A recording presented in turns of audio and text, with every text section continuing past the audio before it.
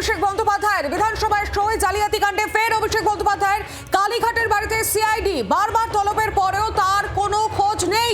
তিনি এখনো পর্যন্ত তলবে সাড়া দেননি। ফের নোটিশ দিয়ে অভিষেককে তলব। এবার কি হাজিরা দেবেন অভিষেক বন্দ্যোপাধ্যায়? একদিকে অভিষেক বন্দ্যোপাধ্যায় আমরা দেখেছি দিল্লিতেই রয়েছেন এবং এদিকে আরো বিভাগে অভিষেক বন্দ্যোপাধ্যায় বিধানসভায় সই জালিয়াতি কাণ্ডে ফের অভিষেকের কালীঘাটের বাড়িতে সিআইডি। আরো বিস্তারিত জানি গোটা বিষয় নিয়ে সঙ্গে রয়েছেন প্রতিনিধি বিক্রম দাস। বিক্রম, দেখো, মূলত বিধানসভায় সইজাল মামলাতে অভিষেক বন্দ্যোপাধ্যায়কে তলব করা হয়েছিল। এর আগে একাধিকবার তলব করা হয়। গতকালও তার হাজিরা তাকে দেওয়ার নির্দেশ দেওয়া হয়েছিল, কিন্তু অভিষেক বন্দ্যোপাধ্যায় তিনি জানিয়ে দিয়েছিলেন যে তিনি হাইকোর্টের দ্বারস্থ হয়েছেন এবং তার সঙ্গে সঙ্গে তিনি দিল্লিতে রয়েছেন, সে কারণে তিনি আসতে পারবেন না।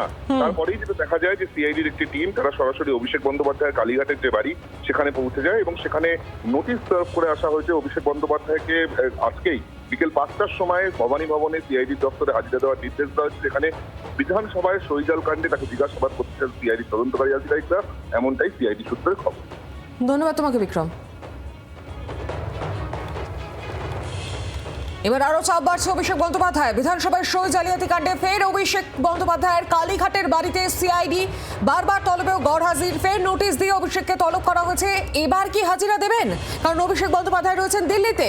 কি করবেন তিনি? চাপ বাড়ছে অভিষেকের। বিধানসভায় সই জালিয়াতি কাণ্ডে ফের অভিষেকের কালীঘাটের বাড়িতে পৌঁছেছে সিআইডি।